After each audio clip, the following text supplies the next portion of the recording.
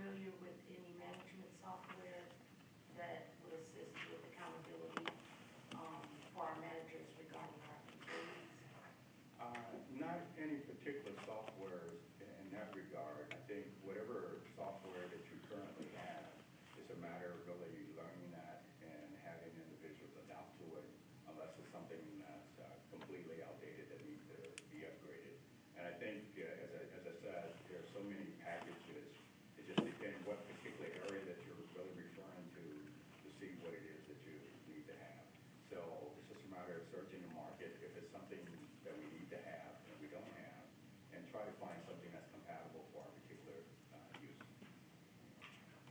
Mayor, Trustee Crawford. can I ask a question with regard to this subject matter? Go ahead.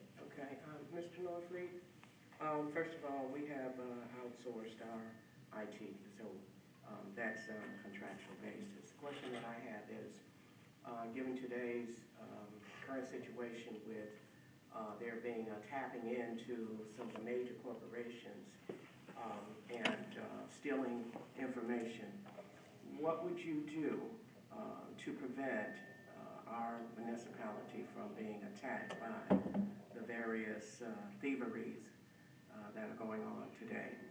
I think one of the major things that people try to do is have refined firewalls, which is literally barriers that kind of block inappropriate or illegal tap-ins inside the system, which could be from external or internal. And I think it's a more of making sure that there's constant checks as to who's getting in, who's not getting in, having a physical log created where you monitor it and read it and see if you're having those types of problems.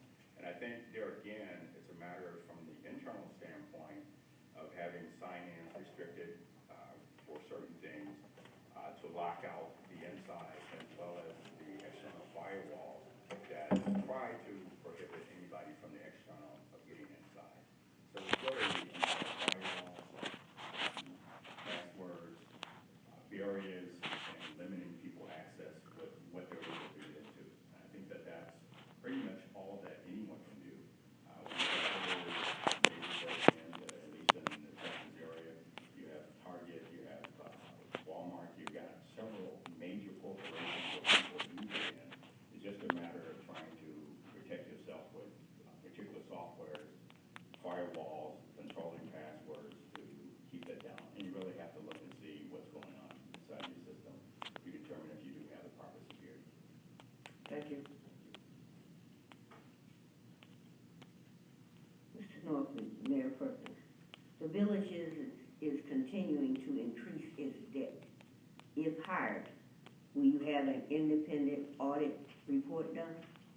Yes, ma'am. I do believe that all municipalities are required to have an annual audit. In some cases, if there are specific problems or issues, then yes, have an internal audit on particular elements that you think things may not be proper with.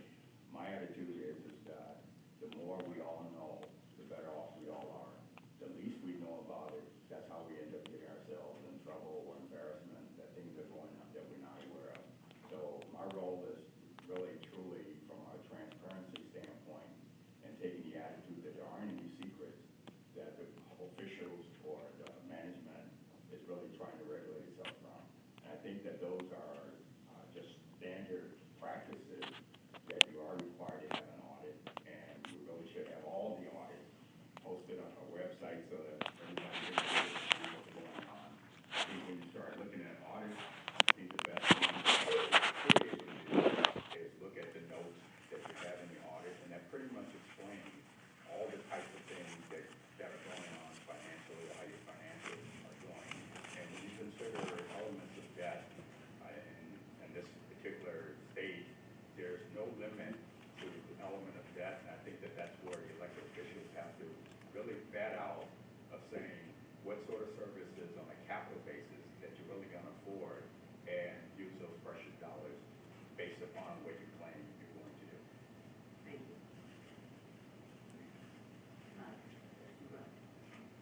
Sir,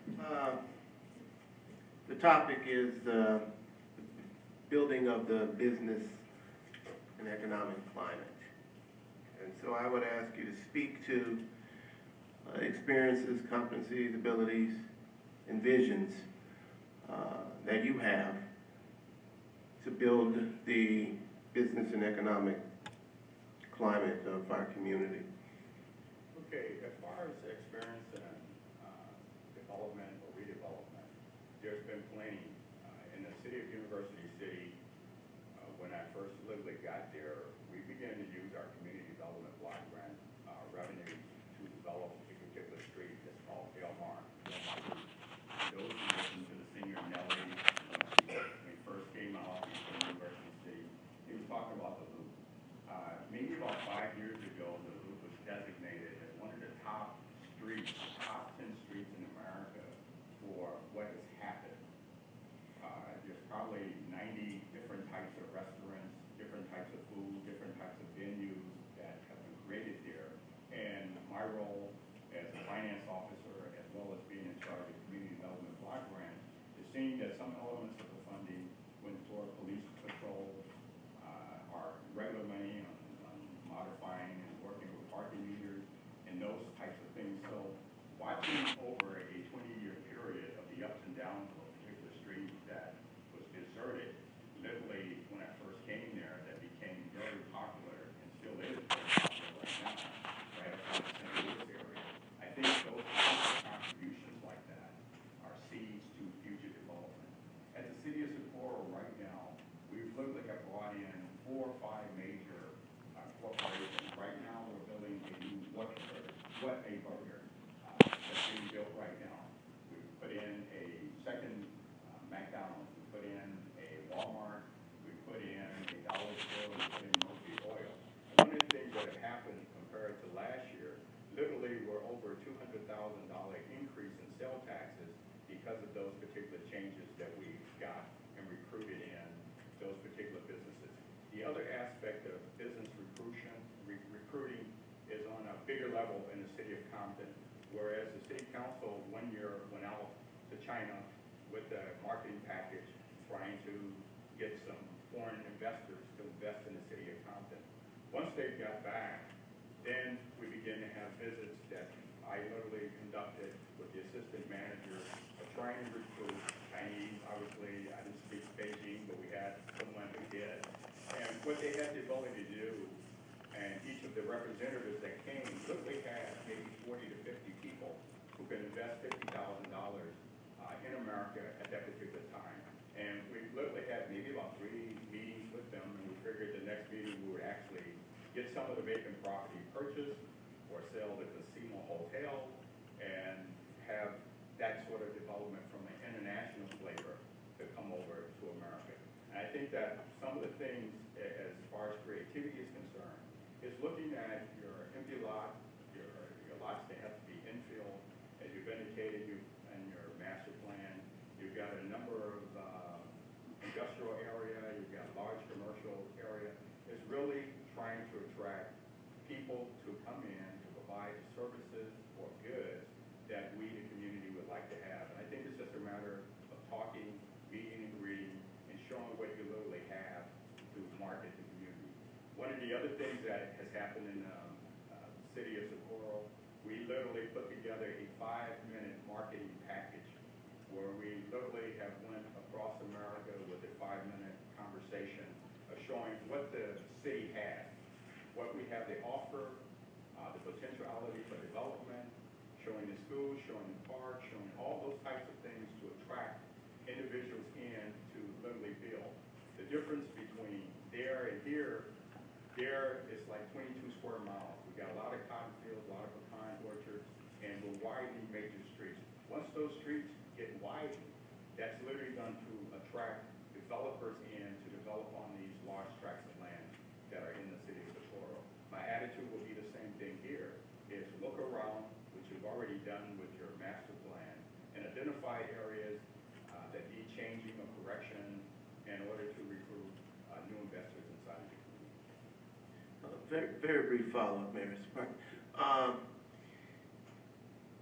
You familiar with ICSC? Have you been a participant in that? It's kind of a retail organization that gets together and brings together retailers.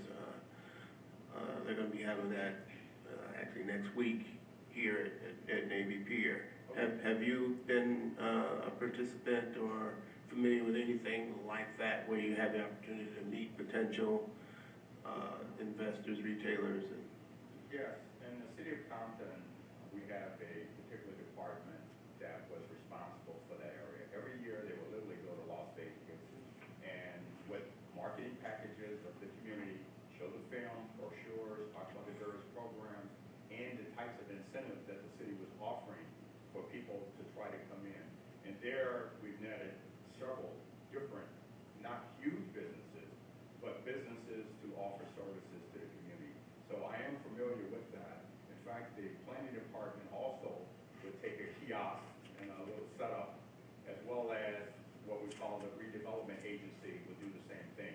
The difference there is that they had literally maybe an estimate of $22 million worth of property that they were able to utilize and market as a trade-off. If you bring in a business, we'll provide you the land and some of the other types of incentives in order to get you started. So that is something that is very similar. The only difference is that that's an annual conference in Las Vegas or Nevada that we would go to. I physically haven't gone to that, but we have two departments that literally have gone and literally have netted businesses to come to the society community. So that concept is very viable. Thank you. Trustee Earl Lightford, how you doing? Pretty good. Do you believe in organization performance and manager performance is the same thing? Well, organization is taking the collective. It's not just limiting itself to employees, it also limits, it includes council members, all your commissions, all of us as a collective unit to see how well we're collectively doing.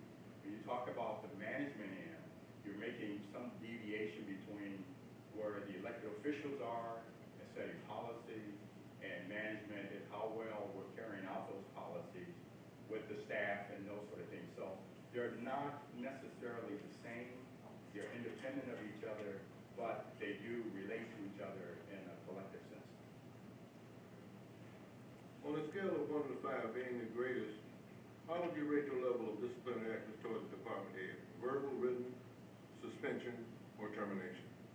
I think on a 1 to 5 level, I think I'm probably at a 4, simply because the attitude with employees or directors is really monitoring their performance year in, year out, as well as on a weekly basis when you're having discussions about what it is we're supposed to be doing and whether or not it's happening.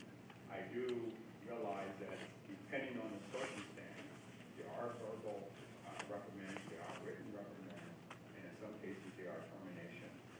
At the city of Sapporo, in a very short period of time, there's only been a few terminations at that higher level. At the city of Compton, there were several departments with termination. So it just really depends at what it is and what level it is.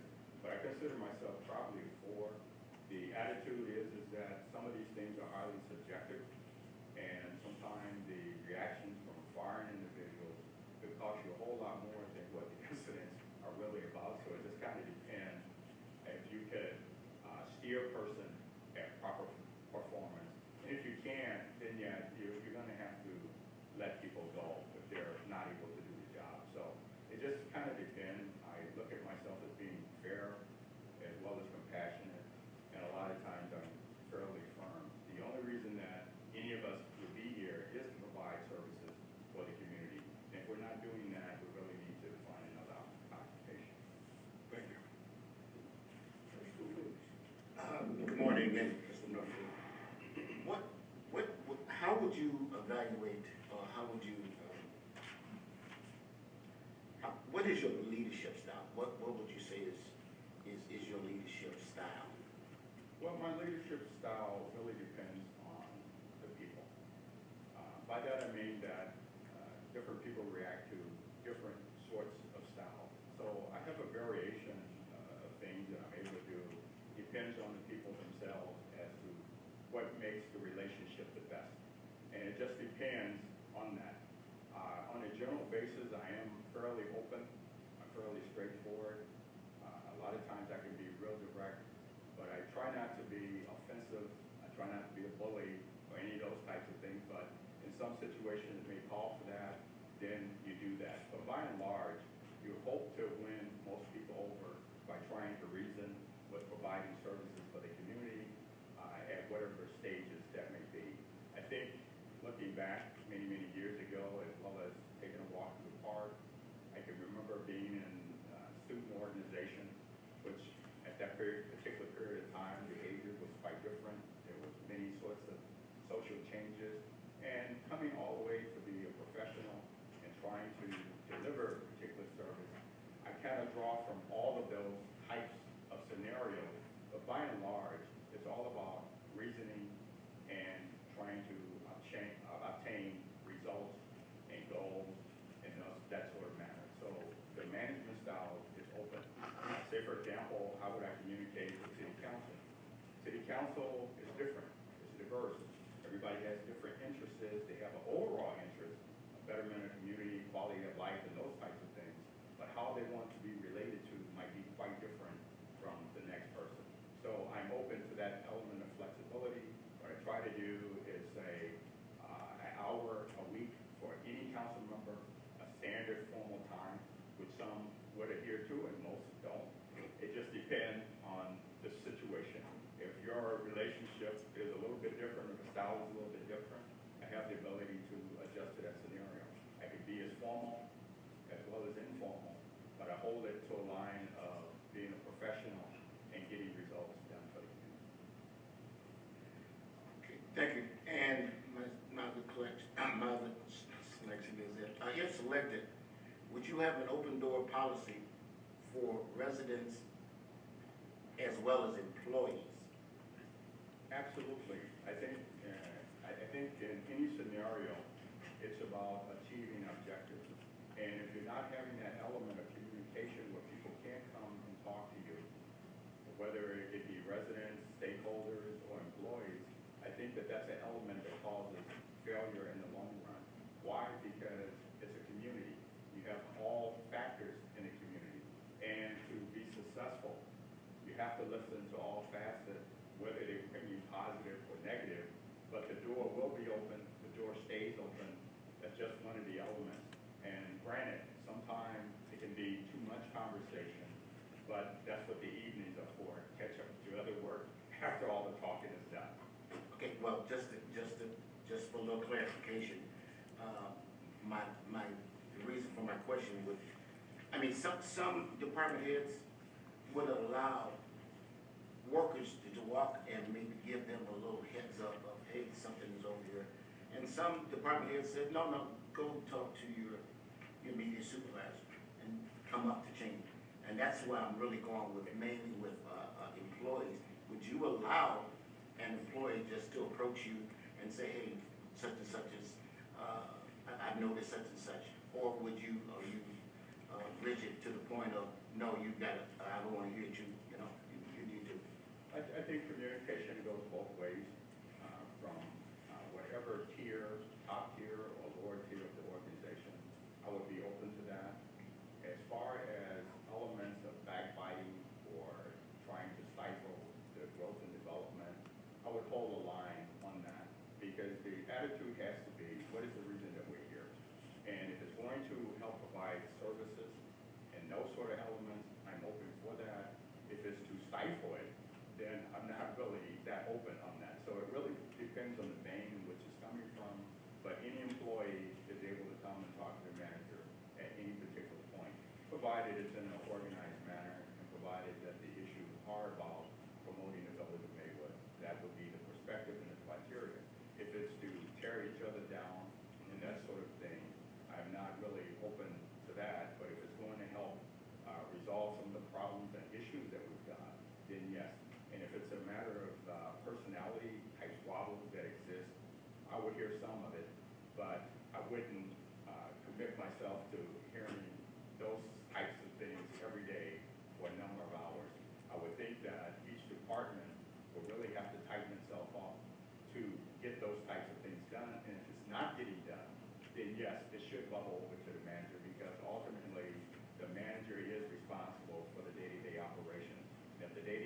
operations aren't doing well, then I'm gonna go wherever I need to go, bypass directors, bypass supervisors, and get right down to where the problem exists and deal with it. So that's a two-way track.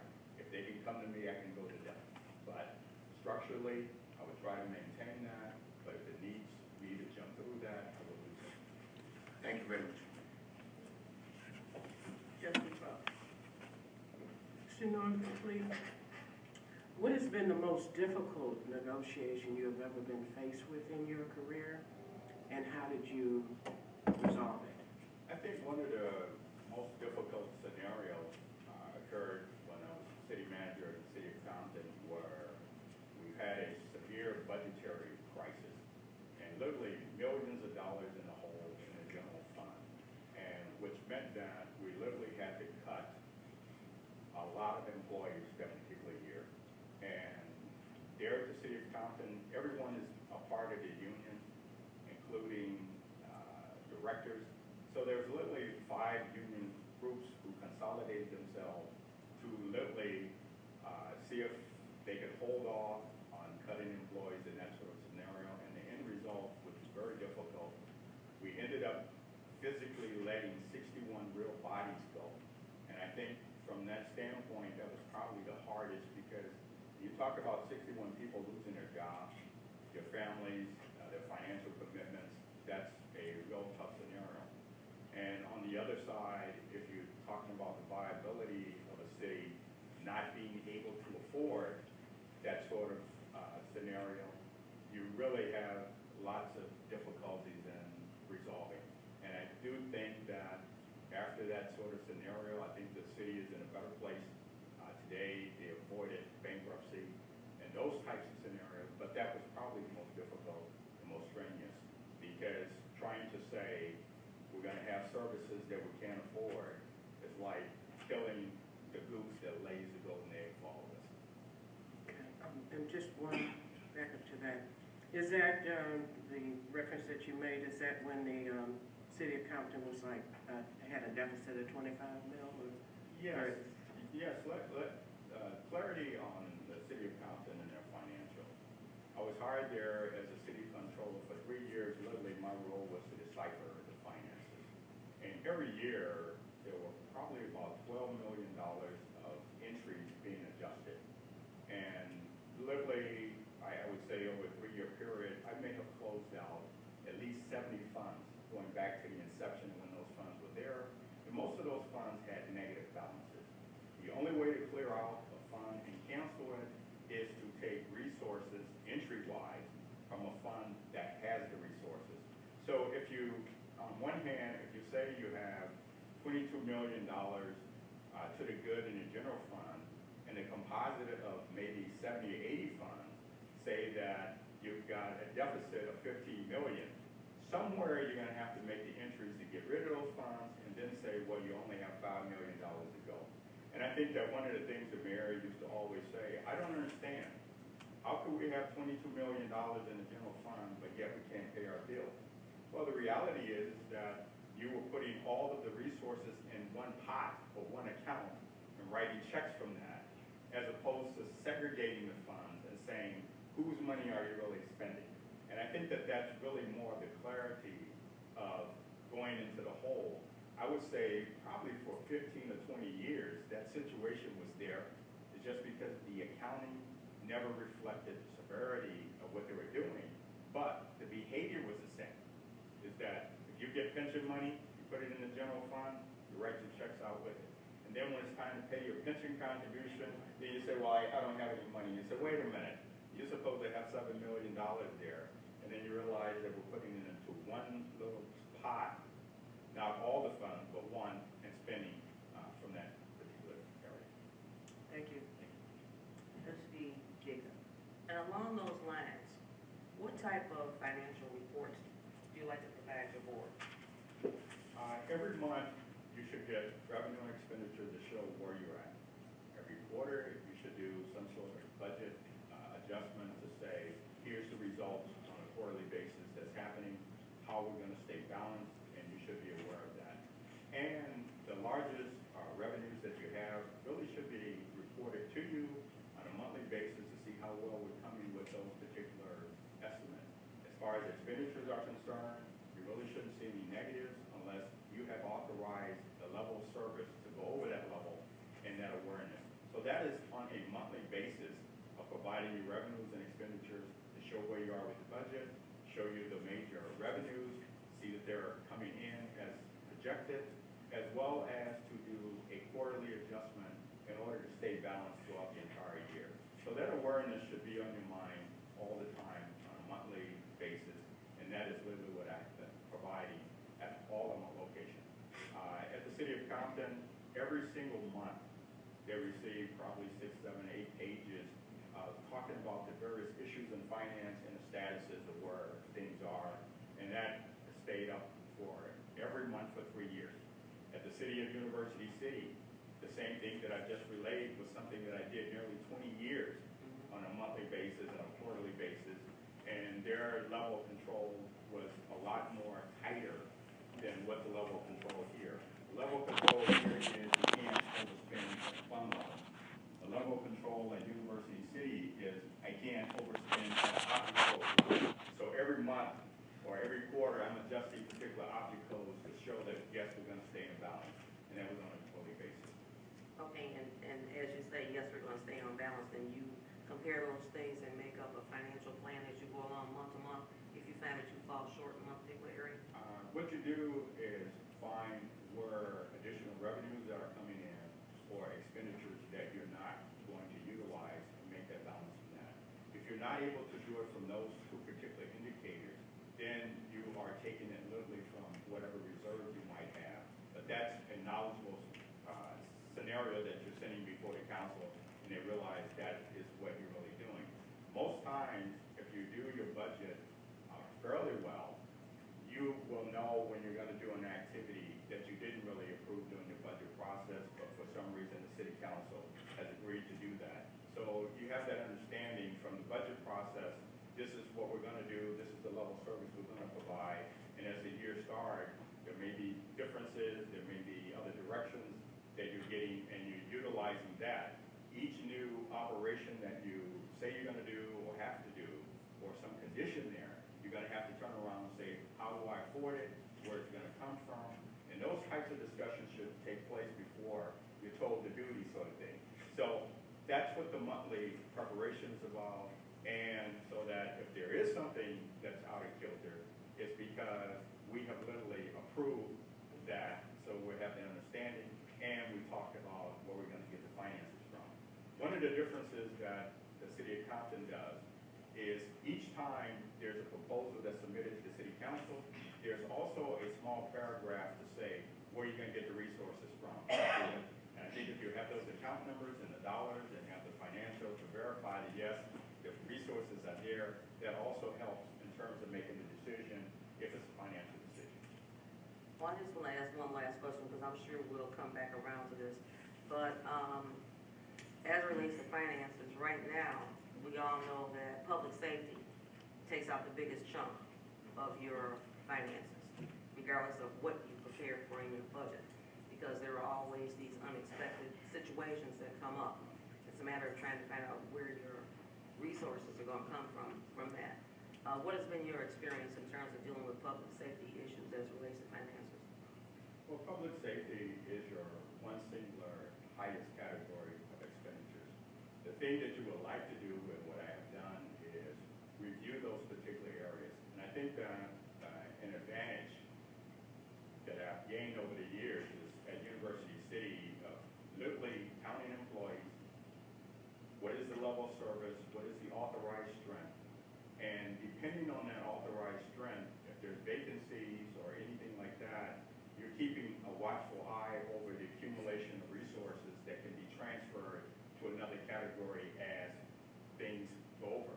I think the most important thing is carefully analyzing what does each individual department cost, whether it's police or fire, and presenting a very good budget to reflect those sort of scenarios.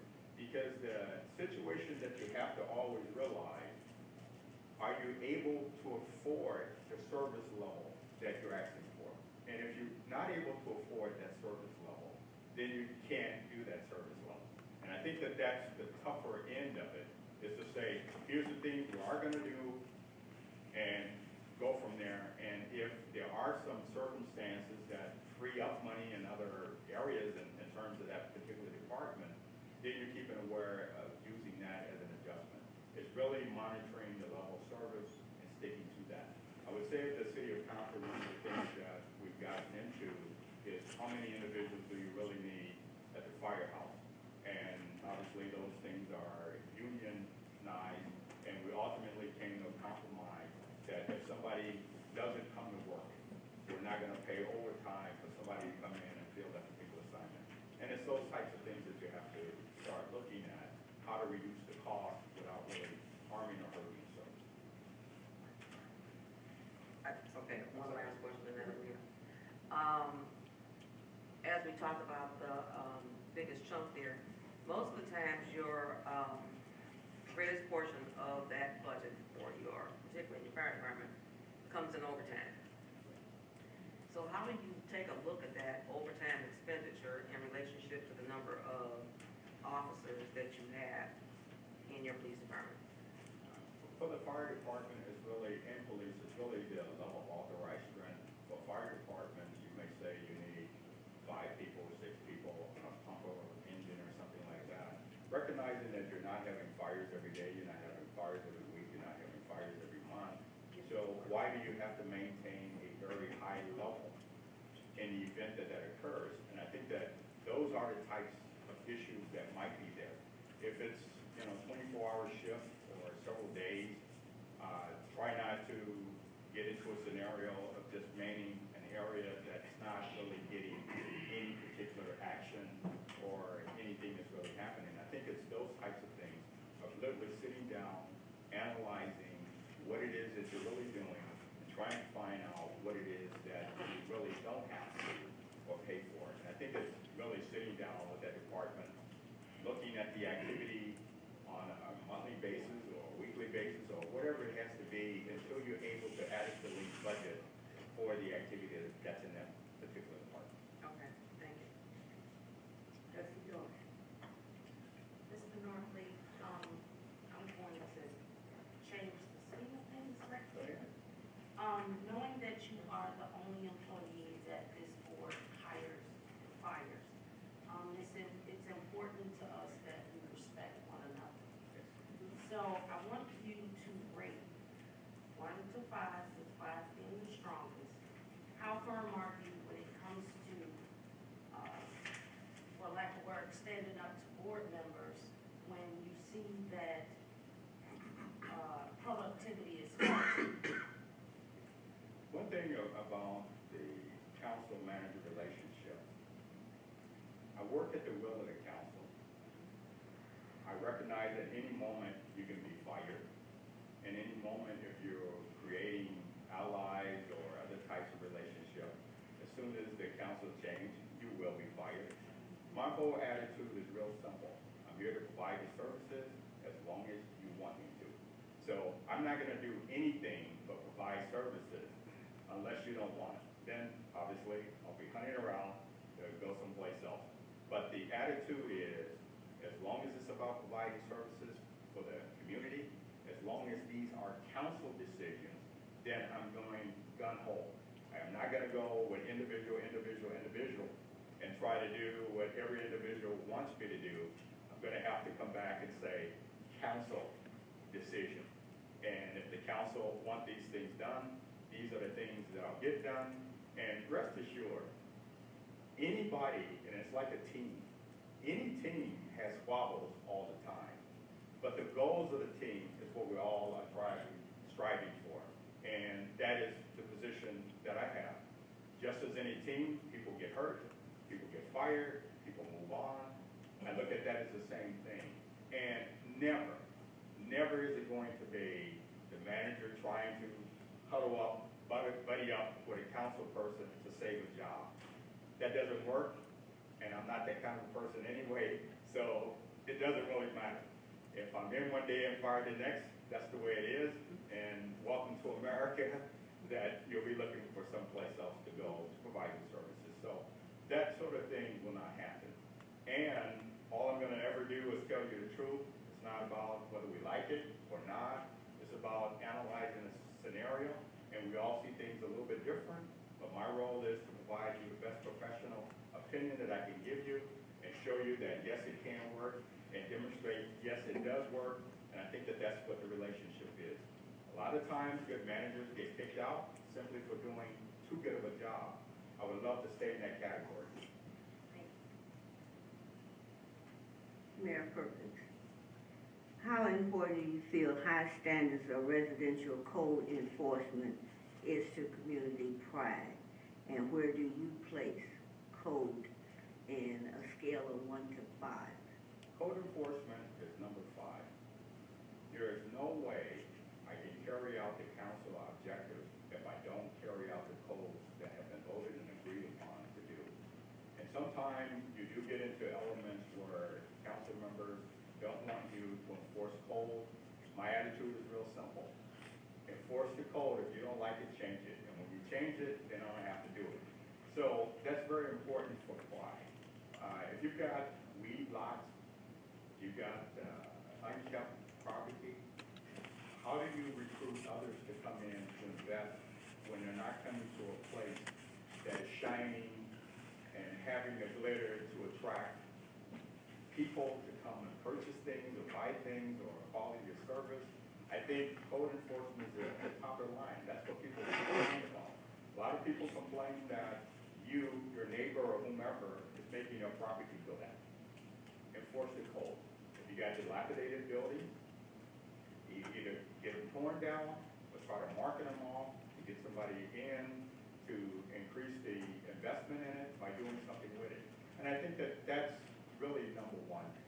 True code enforcement is the highest nuisance area, but if you do the code, you will help the scenario with the quality of life in the community, and you'll be further ahead at attracting somebody in, as opposed to why should I come to the village when it's in a very poor scenario and they have laws in the books that they want to enforce to make it better. I think that would be number 5 for me. Thank you. Hey, Mayor, I have a couple of questions, one from the police chief and also a couple from the residents. It's coming from the police department, it's regarding public safety. I don't know if you were in Compton at that time, but what was provided to Compton prior to becoming defunct? Are you familiar with that? A little bit. When I came there, the police department was already gone. And Mayor Perridan had been mayor maybe like 9 years. And Mayor Bradley, whom he defeated, was there maybe like 12 years. And Mayor Bradley wanted to go to the county because he said we were not being able to respond to calls, the equipment was bad, they only had so many people there. And I do believe at that same time, the mayor was a sergeant of the police department at that particular time. After the police department dissolved, he went back to law school, became an attorney. He's a deputy prosecutor for Los Angeles County now. And at the same time, right before that, his brother was still working there as a police officer, and they encouraged him to run on a platform of bringing back the Compton Police Department. My role at that particular stage, from a financial magnitude, was to figure out what it would cost, what was needed, what was the logistics, and literally I worked on that for at least 2 years, to the point of when I became manager, of literally recruiting a chief, had a chief virtually selected. I had to be vetted with the city council, but we did have the interviews, and after that, the process was stopped. So in a lot of ways, it became competition between whether or not the county is going to provide the services or you're going to continue. And a lot of the scenario was that Compton really had the financial viability to handle a police department and afford it at that particular period of time. And I will say, from a financial standpoint, the city council did go out and get about $17 million to literally bring back the police department. And we also went to a place called Citrus Heights, California, where they started their own police department and relieved themselves of another county. And they only used maybe like $7 million to do that. So as far as the finance was concerned, the logistics were concerned, you were able to do it. As far as the political will, the community was totally divided on that. But we're looking at different stages in Compton history. When the Compton Police Department Compton literally had exploded during that particular period of time, where they could not handle the types of social crisis that exist. And then later, after the sheriff got in, population kind of shifted and changed. As I said, probably about 70% Hispanic now.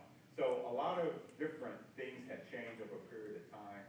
And as far as getting back to that, I think they had the ability financially, independently of what people's opinions were. The dollars were there, the will was there, but not to bring back the police department. Highly political. And when a sheriff comes to your town at the magnitude of Los Angeles County, you'll be surprised at the level of politics that happen. Overwhelmingly, they're going to stay with the county. And I think maybe last year, they actually voted to have the county to stay the permanent police officers unless they go back to the polls and vote them out. So that's the part of the story with that. Thank you. Thank you. Just a follow-up question from one of our residents from a finance standpoint. What was the financial conditions after you left Compton? The financial condition of Compton, for the first time, I would want to say maybe in a 15 or 20-year period, they literally had a balanced budget. After the first year was the first time the revenues for the general fund came in to exceed the expenditures of the general fund. So as far as I could see, it was great, the best thing for them. And I do feel that financial issues are what they are. I only had the ability to read 2011 financial of saying that our community has like a $7 million deficit. So the commonality is really there. I would say that as far as finances are concerned, I think they're in a much better position. But all you have to do is consider what would the salary be of 60 people that you don't have to pay anymore. And equipment, materials, and those sort of things, at some point, it does catch up. And I would envision in 2 or 3 years, they should be in great shape. Thank you. That's all I have for now, Mayor. I'll be on the next round. Mayor, can I just ask Mr. Norfleet to clarify something to the statement you just made? Okay. Okay, you said the $7 million deficit, what community is that you referring to? The Village of Maywood, and I'm using the 2011 I just want to make sure that I heard you right. Okay. Yes. Thank you. Okay, this one I'm gonna ask you to use your imagination. Okay. The topic is expressing your expectations or your requests from both the board and the community at large. So imagine that you were selected and your opportunity to express those expectations, if you had 500 people behind you and to finish this statement. I think I can be very effective in my capacity as village manager if you provide or if you cooperate in this way. So I'd ask you to take at least two or three that you would express to this board, and 2 or 3 things that you would say in your opening or introductory statements to the community, saying, this is what I need from you, community, and this is what I need from you, board. Okay, without having the organizational chart before me, but generally speaking, the residents are going to be at the top of that chart, meaning that the residents are the village board bosses, meaning that most of the things that you really get involved with are coming from the community, with the residents being your boss. After you hear these sort of things and decide you're going to have a policy or you're going to have projects or programs, then that becomes the policy mechanism. And then in turn from that, it goes to the manager of carrying out those policies, getting those particular projects done, getting the activity. Okay. Sir, I just want to frame it again this way. They're there. Okay. You turn around, there's 500 residents there. Tell them what you would like in terms of cooperation, and tell us, because we're here, what you would, and it can be very general, but the kinds of things that you are saying that you need from your experiences in being successful in that capacity, just kind of state them. Okay, number one, you would always like to have city council voting and vetting the policies that are being provided to the city manager to carry out. My role is to carry out all of the policies, comply with all the ordinance, comply with state statutes and those sort of things to carry it out. If a resident has a complaint or issue, and it's something on the books to deal with that, then it would be my expectation that I would get that done through the department and the resources that I have to do. If it's something that they want done that's not a part of the policies or ordinances, then I would hope that rather than beating up the manager and saying, you need to do this, you need to do that, I would like that to go to the city council in order to get a policy or program for me to in turn carry that out. And I think that in a roundabout manner, it's more of dividing the territory. Council stays with the policies or directing policies, city manager carry those things out, and evaluation is based on how well I'm doing on a day-to-day basis and carrying out the objectives and directives from the city council. And I think that as far as residents are concerned, if it's something on the book, expect me to do it. If it's something not on the book, expect it to go to the city council, and if they decide that that's going to be the policy and the role, then the manager and the staff will carry that. I think that's more of an abbreviated scenario. As far as any particular types of things, I don't have anything particular because the attitude that I have, we will have the best possible services that the community can afford. If we can't afford to do it, then the city council has to say, we don't have the finances to really do that, and if we get the finances, then obviously we'll incorporate it. So in a very abbreviated manner, that is really the scenario that I look forward to seeing.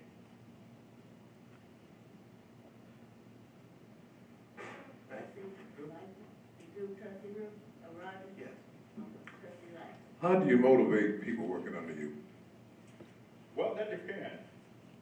One thing that I do currently, I literally, and I've been doing this for a long period of time, I literally have weekly staff meetings with all the directors. I literally bring in the refreshments and donuts or whatever it might be. Literally on a monthly basis, we find out anniversary dates for employees who have started. If you've got a year anniversary or a birthday, we're going to hold one day to respect that. And it may take maybe a half an hour and to say thank you or whatever it might be. On the other end, literally with projects, physically, I do go out. I do look at what's going on. Unfortunately, I do take pictures of activity. And on an annual basis, I load those pictures up when we have an appreciation dinner. And I show the work of the department for that entire year, most of the sort of things. And that really helps to motivate things. That really helps to quieten the attitude about we're not really doing anything, because the pictures is 1,000 words. You don't really have to say a whole lot if you can look and see the activity that is taking place.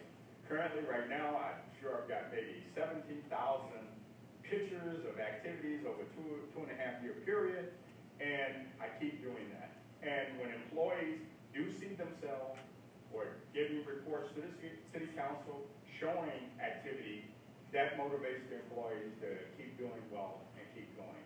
On their financial end, this year our city council did not approve any salary increase for employees, but they did approve a deferred compensation program for the employees, saying if you save 5%, up to 5%, the city will match your 5%. You save $100, we'll match your $100. So those are the types of activities that gets employees motivated, even in a climate where they think that they're not getting anything.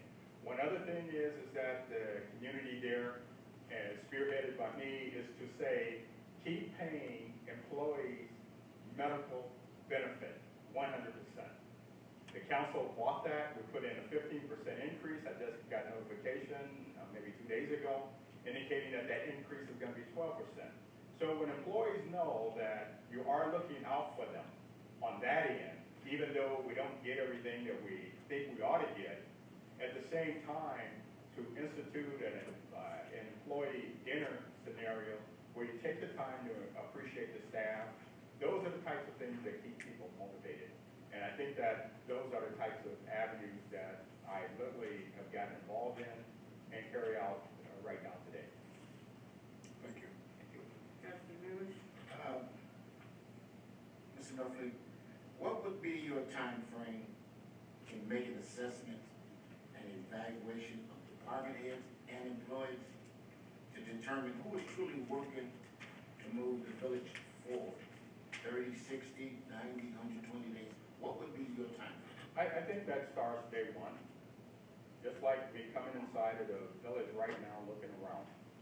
It's real easy. I can come right to the front door of the city hall and see the state flag tangled up in the twine of a tree where it's ripped. Those sort of assessments are day one, and you keep going.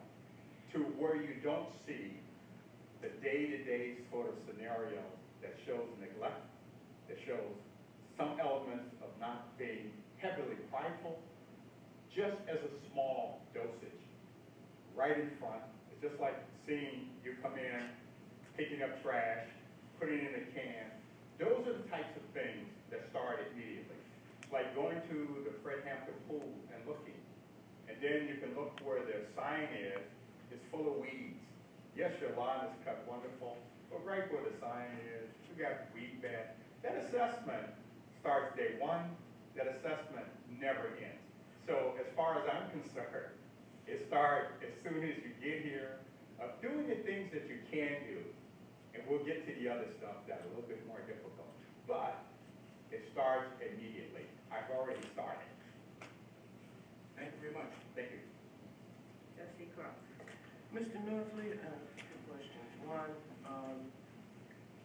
during the course of budgetary time, what types of procedures do you put in place to get staff prepared in order to reach a timely approved budget? And then the second question to that is that as you probably have learned through your statement regarding our 2011 audit, we have been behind for a number of years on past budgets. We're trying to catch up now. If you were hired, what would you do to make sure, to ensure that our budgets are filed in a timely manner? The first thing that has to happen is creating a schedule. Typically, depending on the fiscal year, you want to start at least 6 months before that deadline starts. Number one, of getting a composite of revenues, where you're at right now, how close are you with your estimates, getting that same current level of expenditures, where you're at, talking about what it is that we're going to try to do and project for the next fiscal year. But all that starts with a schedule and adhering to that particular schedule. You can work your way back to when is the limit for the council to really approve the budget when the state has stipulated that it has to be in, and work yourself back in order to get to that point where it can get approved and to go forward. It starts with a schedule. It starts with each and every individual department making their request, getting their data together, and actually getting it compiled, and then getting it vetted and approved by the city council. So it starts with the schedule, and really having every department to adhere to it. And one of the things that gets said loud and clear is those departments who do not do their work that well will not be getting any sort of request when the fiscal year starts. Why? Because it's not in the budget and we're not able to afford it. So that will be somewhat of a penalty, but if it's something vital that should be in there, those are the sort of things that management has to say. What is it that we're going to do? What is it that the city council also would like to see done in the next year? And that becomes your guide, but that guide starting with the calendar and working your way through the end of the calendar. And I think as far as my whole career, I don't think I've ever been late on a budget, and I'm going probably like 30 years. At University City, I was a director of finance for 20 years, and every year is vetting out a budget timely, making adjustments and those sort of things. So from my viewpoint, finance has become like one of my top skills that I have along with management. So it goes hand in hand together. So I do feel that that's my level of expertise, and that's probably one of the easiest things to do. Thank you. Thank you. Mr. Norfleet, a successful manager has to be adept at sending and receiving information and being able to make adjustments as those things go on. What is your method of feedback on information to your council manager?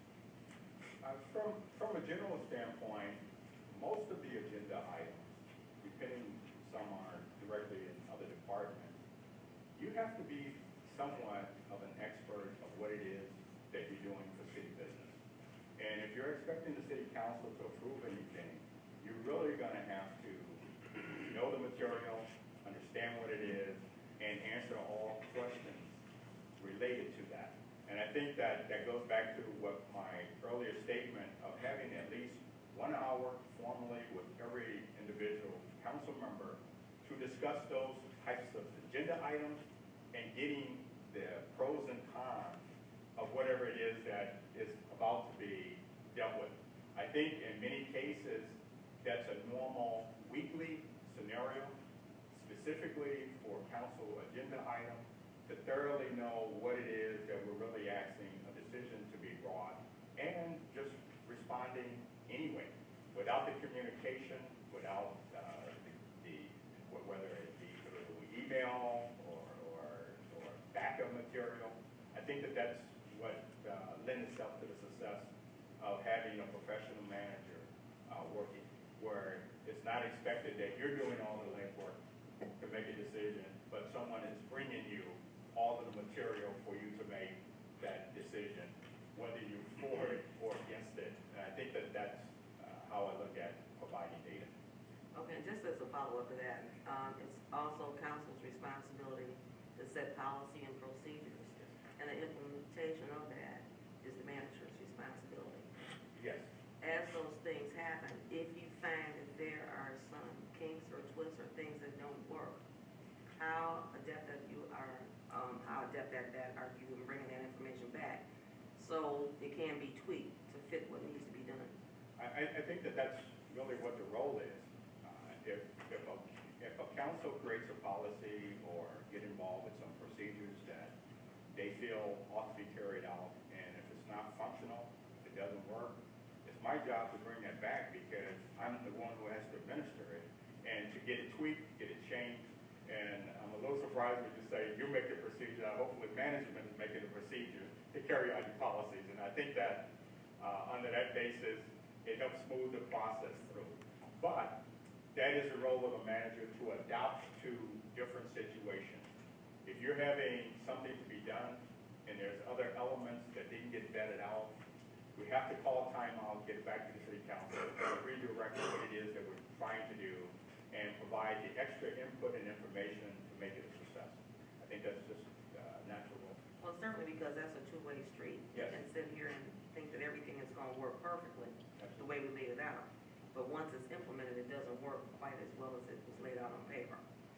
And are you open to making recommendations for changes as to how it might work to achieve the goal of council? Absolutely, and I'll use an example that recently occurred. The city of Socorro had a major flood a year ago September. And finally we got to the point of creating a flood program or plan. What we're gonna do, every time it rains for half an hour, this is what each and everybody is gonna be doing. Well, we probably just had one more revision. We just had a revision maybe 2 or 3 weeks ago, where certain people aren't needed to be there. And I hate to say this, the mayor doesn't need to be standing on the berm telling people to go here, go there. He just needs to get a report. We need to say what has to go on so that they don't get themselves as directing staff and those sort of things. I think that that's just the natural scenario. And fortunately for us, since August, we have rain almost every week or so, where we were out there looking at breaches and all these sort of things with the equipment. You adjust as you go along, and when you find things that doesn't work effectively, you make a modification and changes. I think that's just how you make it well. You make it well by having repetition and practice to get perfect, and I think that that's really what the role is. So it's not a matter of saying, well, the council said do this, and it doesn't work, and we say, well, we did it, but the problem's over here. No, it's for us to make that adjustment, come back, get the policy changed or adjustment so that it works. And true enough, it does work. Why? We're all on the same team, and we're all here for success and providing services. And nobody wants to be criticized later that we're totally ineffective at what we're trying to do. And I think that that comes with the repetition and practice and looking at what it is and making adjustments and changes. And obviously, if the council doesn't want to do it that way, that's the council's prerogative. Thank you. Mr. Norfleet, this is my final question. How familiar are you with lobbying state, county, and federal legislators to possibly send new revenue or increase revenues that could benefit this community? At the city of Socorro, currently, that's the role. The city of Socorro is the second largest community in El Paso County, but there's only probably like 7 towns in there, and the biggest one is obviously El Paso with probably 800,000. And then we're the next biggest with like 32,000. But as far as Texas is concerned, we're probably the 95th largest community in the state of Texas, but they have small communities. My role at the city of Socorro is exactly that. Last year, at the legislative end of the session, the city of Socorro had to come before the state trying to annex property, and another community didn't want us to do it. I've been at the state level. At the county level, just recently, with one of the recent rains, we had one of the county commissioners who physically came out a little bit before midnight to see the flow of the water. When the rain stops, water is coming from the north into the city of Socorro, and we still have a river going, and we've already persuaded them to commit some money for that purpose. Along with the flood, we've also get involved with the Rio Grande Council of Government, where several communities have dedicated their community development block grant allocation this year for one specific project, is to refine one of the culverts that come inside of the city of Socorro that's primarily in the county's land before it hits the city. So that's an ongoing occurrence at the city of Socorro right now. Even beyond that, it's also meeting with the largest landowners and the biggest developers around, where you're physically talking about what it is that we can do to enhance them building more, bringing new infrastructure, or bringing in businesses and inside of the community. That's vetted out currently. As far as utilities are concerned, we have a water irrigation district that provides water to all the farmland that's in our community. Literally, we're meeting because they've torn up some streets, and we're talking about a way of getting that repaired because of the issues with the contractor. As far as the Lower Valley water is concerned, the same sort of thing.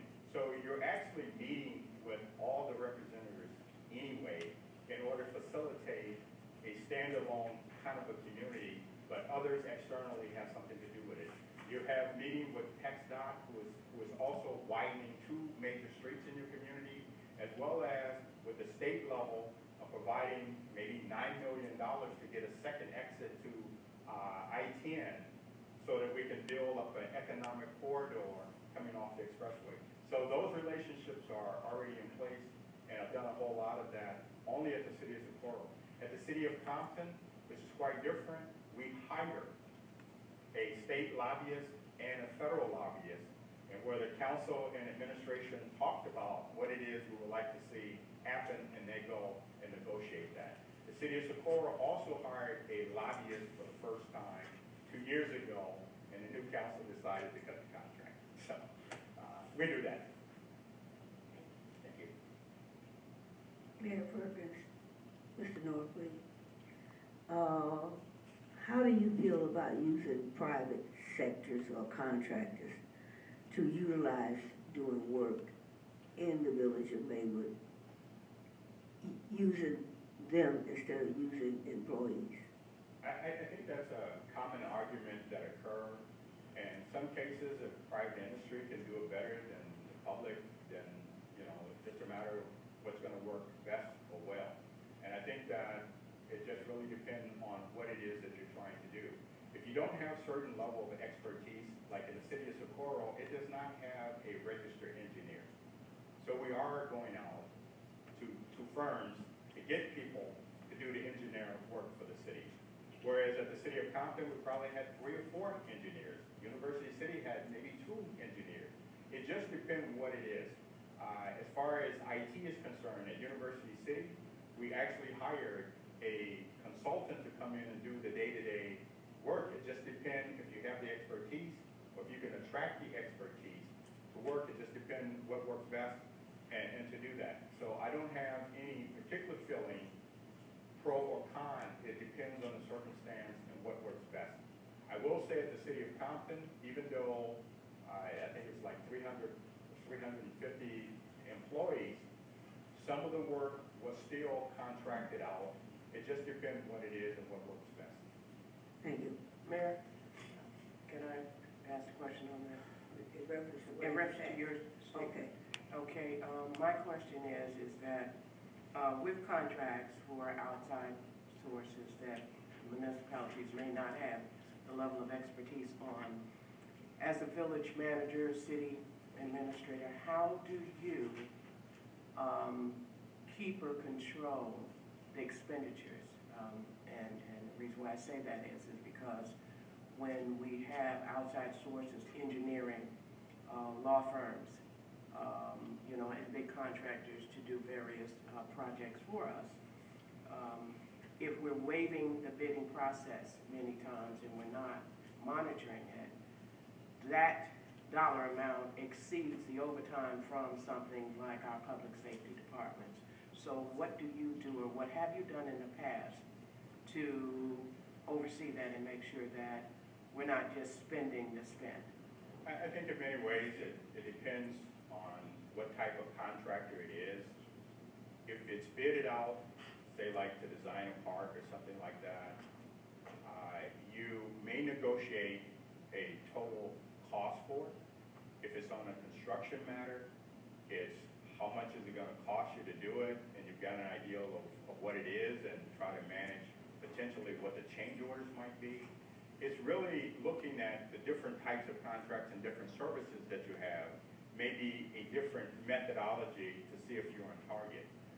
Some contracts that are open-ended, like how much you might spend in a professional area, it's really no control over that. It depends on how much work you're really giving that person to do, or whether or not it can be done in another manner. But as far as construction, those types of contracts, it's really looking at it, seeing what the overall cost or projected cost may be, and staying within that particular cost line. So it kind of depends on which particular type of contractual service that you're looking at. One thing is that nothing is really blindly handed out and you just take a bill. You really just gotta look and see, well, I know you're smiling, but you really have to look and see what is going on and stay on top of it in that particular matter. And who, in your opinion, do you see as being responsible for that? The ultimate person responsible is the city manager. How can you manage with uncontrollable costs? Whether you have departments over particular contracts or not, it's really going back to the same thing. We set aside X amount of money in the budget, and we need to adhere to it. But if we're going over, we need to find out what it is and the reason and get that approval done from that particular perspective. So it's really looking at it, and the manager is ultimately responsible for it. Runaway cost runs the manager away. Thank you. Mayor, I have one question from a resident. This question is related to the community. You did elaborate that you came in, you kind of drove around, and got someone familiar with. The question is, how familiar are you with Maywood's current state? Its current state, I'm not totally aware of everything, because this is one of the few times where I kind of drove around and brought back other types of memories of coming here. I think it was probably like 17 years old. I have 6 sisters and niece. They've all, except my older sister, all of them come up through the education system here in Maywood. They graduated from Proviso, at least the ones under me.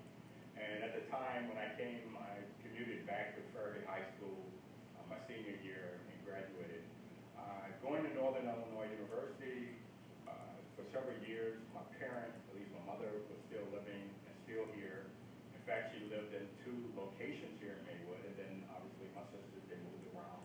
Ultimately, they moved to Broadview and further away, and now some of them are in Georgia. So we kind of moved away. And coming back today, looking, I really didn't know what to expect because I really physically hadn't gone through like that. But coming back, looking, seeing a lot of different changes and really a lot of different adjustments, I think that I have a positive opinion and feeling about it. And even from reading the comprehensive plan, I could see some of the comments, and I'm not sure how far along that has occurred. It's a work in progress. I see some work. I see some work that needs to be done. And I see this as like coming home and helping home and making it the best that I possibly can see it. I will say my experience in other places, I've been Village of Tonka Bay, which is outside Minneapolis. It's probably one of the wealthiest cities in the state of Minnesota. Obviously, the values are quite different. And I've been in the city of Compton. I think you're in a little bit better shape than them. Socorro is a different type of community. It's building, it's coming up. It does have some problems with its infrastructure, but most of it is being taken care of.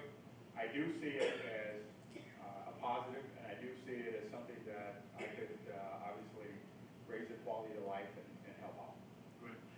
Do you have any friends or relatives that live in the community currently? I do have cousins that live here now. I don't have like sisters. I do have one cousin that lives here currently, but I don't even know where they live at. I'm just saying I do have.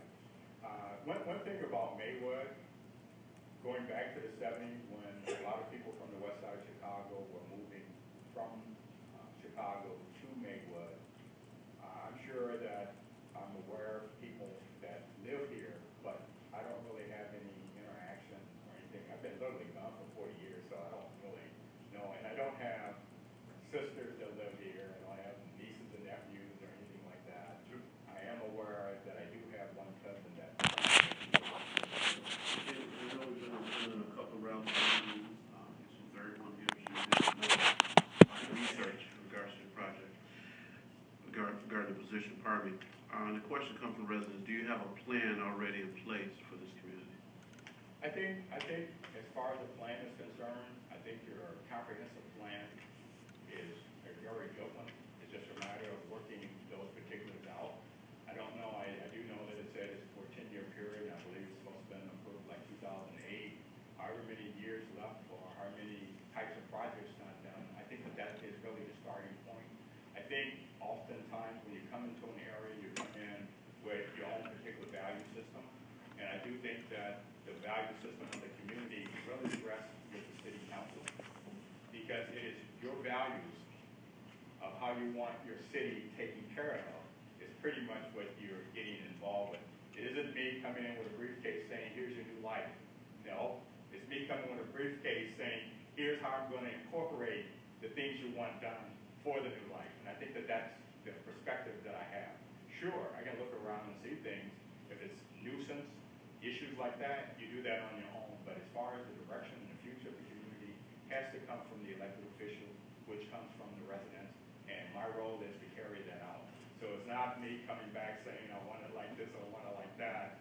I want it to be said, I've carried out the objectives of the council, and the council has approved whatever has happened, and hopefully it's for the betterment of the community. And that's the perspective that I come from. Sure, if you want to say, well, what do you think needs to be done, I can do that. But I need to really be more concerned with what it is the council wants done and do that. And I think that that's how you start. Great. Awesome response. This is also coming from a resident in congressman of mine was talking about the community. How often or will you meet with the community? Well, I hate to say this, I am the community, meaning that anything that you got done or doing, I'm gonna be involved. As I said, I'm from University City. I stayed there 20 years as a director of finance. Literally, I've been soccer coach, I've been a wrestling coach, I have my own little league wrestling club. You name it, I've done it. You want people to play chess, I've done that, and I didn't know that you had a little chessboard inside, right by the library. But you are the community. You're vesting in the community. And that's really what I bring, is someone who is gonna be from the community, trying to carry out the things that the council prefer to have, as well as a resident, what it is that you would like to see. And I've donated billions of hours, raised 2 sons in University City. They're still right now. And you're just a part of the community. And I think that that's really what it's about. It is not just simply a job. It's really becoming part of the community, and a part of what it is that we hope is going to be something very enlightening and raise the quality of life for all of us. And that's the attitude that I bring. Thank you. Last question regarding community, so also come from the residents. If you were selected village manager position here, how soon will you move to this community? I would say I would like to give at least a month notice, but if it's going to be contingent upon getting here fast, however fast you want me to get here, is what my attitude would be. But I would really think a month would be adequate. But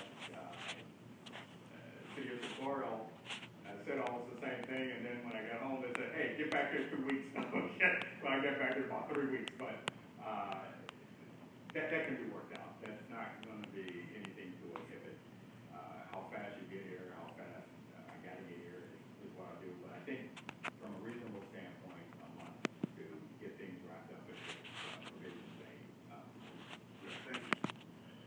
Thank you.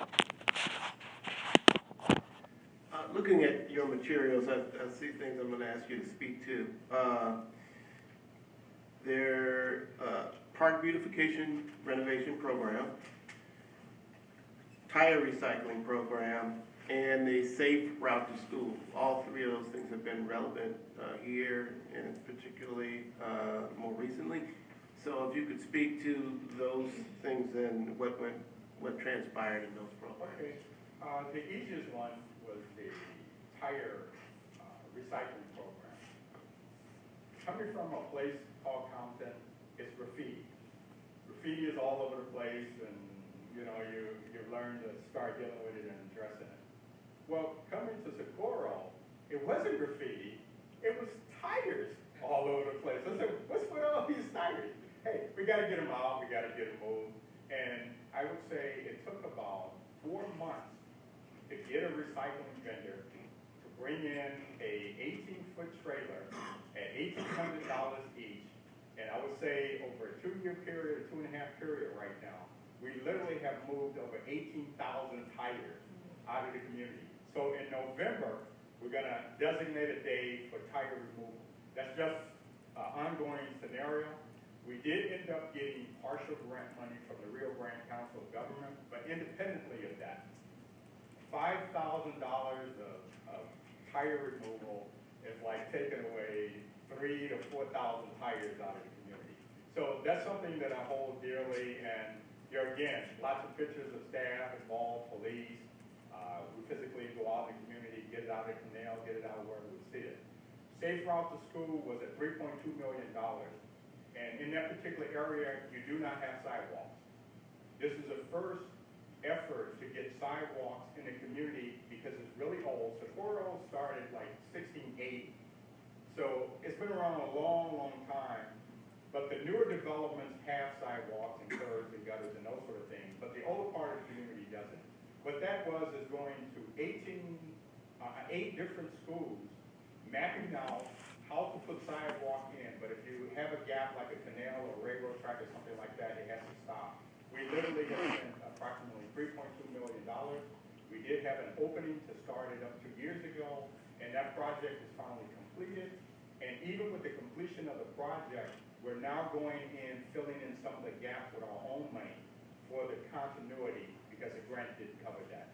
And fortunately, I probably got some shots of that concrete in my home right now of getting new sidewalks laid in. So that's something we took dearly, and we're nearly complete, at least we're totally complete, but we're gonna get the other parts taken care of. Park beautification. When I got there, they had just released a bid to build what is known as Bulldog Championship Park. I believe in 2009, the high school won the 5A baseball championship, and people took pictures of the celebration. Well, when they piled up on each other, pictures were given to a person to create a bronze statue of all the kids in that pile up, as well as a auditorium, a splash park, a pond that we now have a zillion ducks around, and some turtles and fish and that sort of thing. And literally, with the opening, we brought the team back, had the celebration, and currently it's functional. The splash park is closed for the season, but people are still there with a playground, a walking track, and music. We even had movies in the park this year that just passed. We had maybe 4 or 5 movies put in there. There again, it's really going to all the parks and beautifying them. One of the strangest things, not being in Texas before, you go there and you're having a celebration for Easter egg hunt, for an example. And you're standing in the mud, the sand, and you say, okay, where's the grass? No grass, but I'm not understanding. Texas, you don't do that, at least the part where I'm at. Well, the next year, we had grass in that park. We had a mat, it wasn't totally green, in March when we opened up, but I rest assured, we just had a chili war festival in the park last weekend. It's green, it's very nice, and the motto for that park, for all the parks, is 3 things. Having them clean, green, and safe, that people will come. And I want them to come, so we keep it clean, green, and safe throughout all of our parks. And if I showed you our comprehensive plan, when I first came there, they designated all the parks poor for horrible condition. And today, we have some really nice parks developed with grass in the desert. And it's a quite different experience of seeing brown to now seeing green. Thank you. Trustee Light.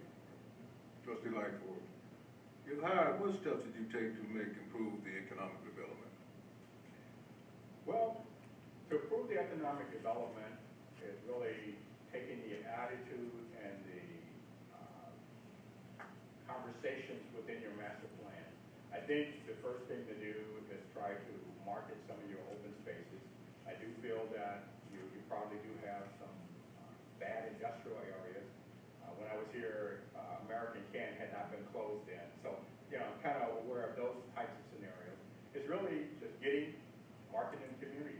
You'd be surprised with pictures and going to, if they have it at Navy Pier. I remember when it was all the wooden barracks back in my time, and what a wonderful venue that has turned, to take pictures of what do you have that you can attract people to come. And I think it's getting on that bandwagon to do that. Small stores are a little bit easier, but the bigger ones are a little bit different because of the competition that's involved. And I'm not really sure how much land you really own to market the land, because you need incentives to get people to come here for the trade-off of better paying jobs, as well as to get the return from sales taxes and property taxes. Thank you. Mr. Norfleet, I will just ask you this question. What questions do you have for us? When do I start? Right. Okay. Well, yeah, I won't say that, but I think. Okay. Well, he actually, for me to use my imagination, do have too much humor. But the point is that it's me who have tried to come on 2 other occasions. So as far as I'm concerned, I'm making the effort for the trade-off. I think it's very good that I wasn't able to get here on 2 other occasions, because now I literally have 40 years worth of goodies that really can help the situation, and then it will give me an element of pride that I'm able to deliver this back home. And I think it's more of that than anything else. As far as I'm concerned, I can go any place, particularly in America, as long as I can speak the language, and hunt and try to find something. But this would be a tremendous joy to come right back here. And already, it's just amazing. You know, I was vetting this out with my sisters. We had a little trip in Florida where we met with all the kids and this sort of thing. And I was telling them about the potentiality of getting back here.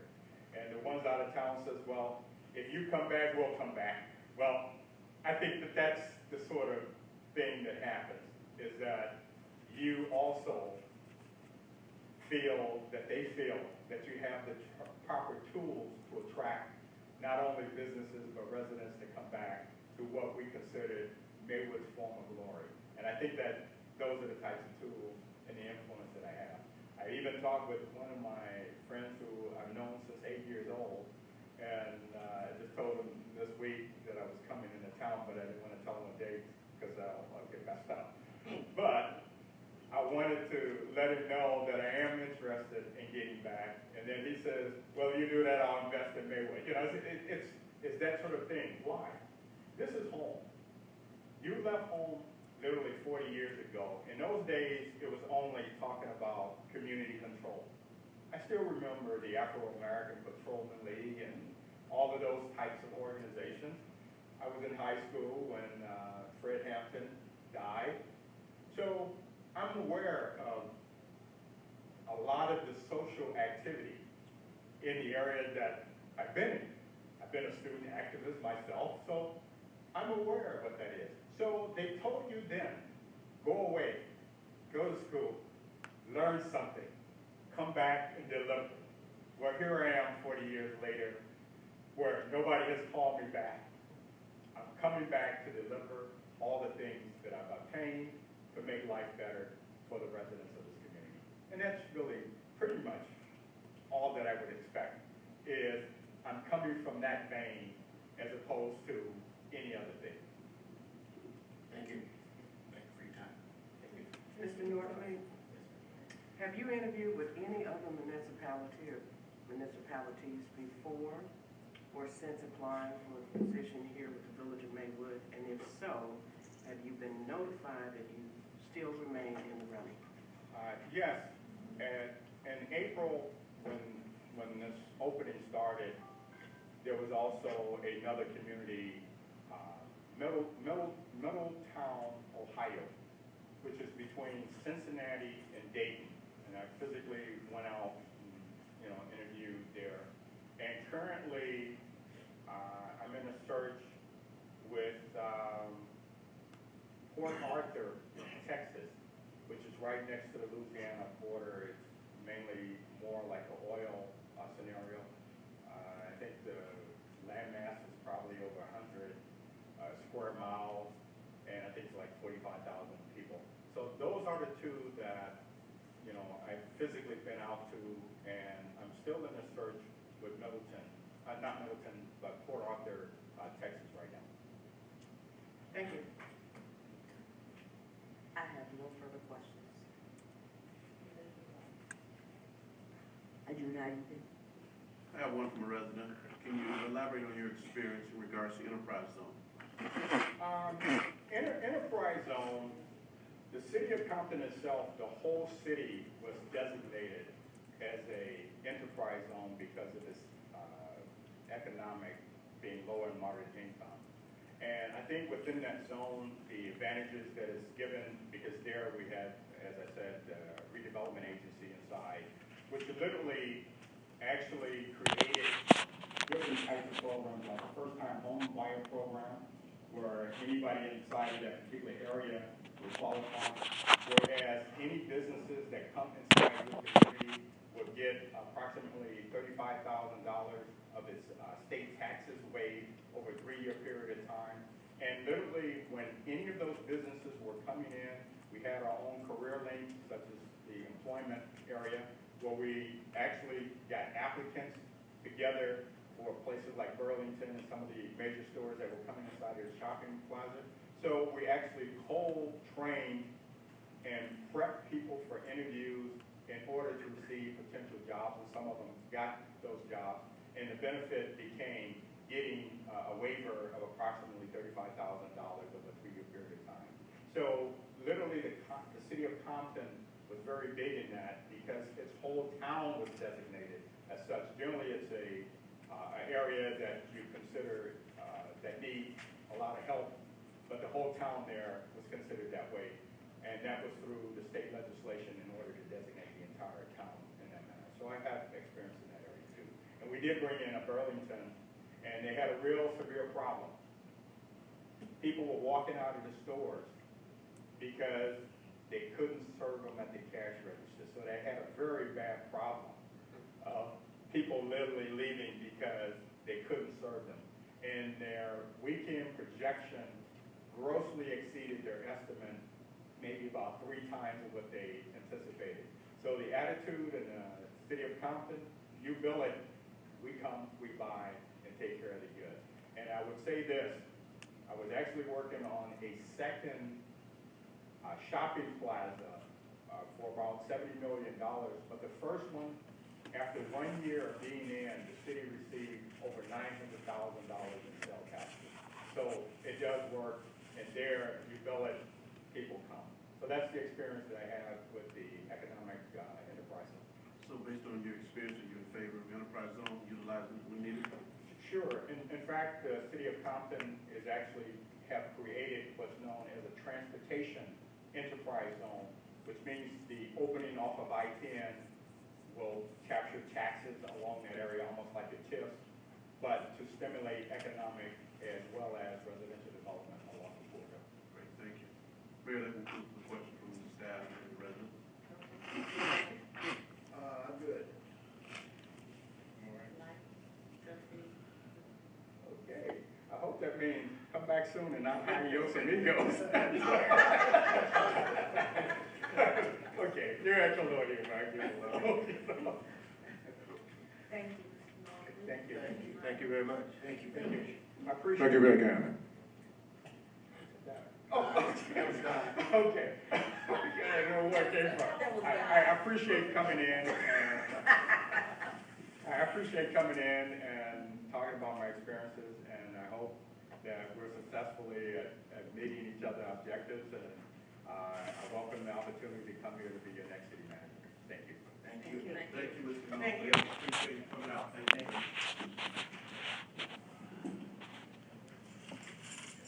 Sir?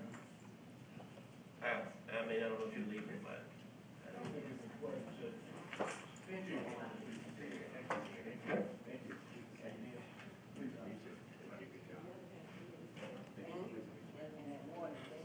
Oh, okay. Well, Yes. I'll get it later. Exactly. Please meet you. Thank you. Please meet you. Thank you. Please meet you. Thank you. Thank you. All right. Thank you. Take Greg up, please. Please, you Thank you. have yourself. Good job. This will be picked up right off the end. Okay.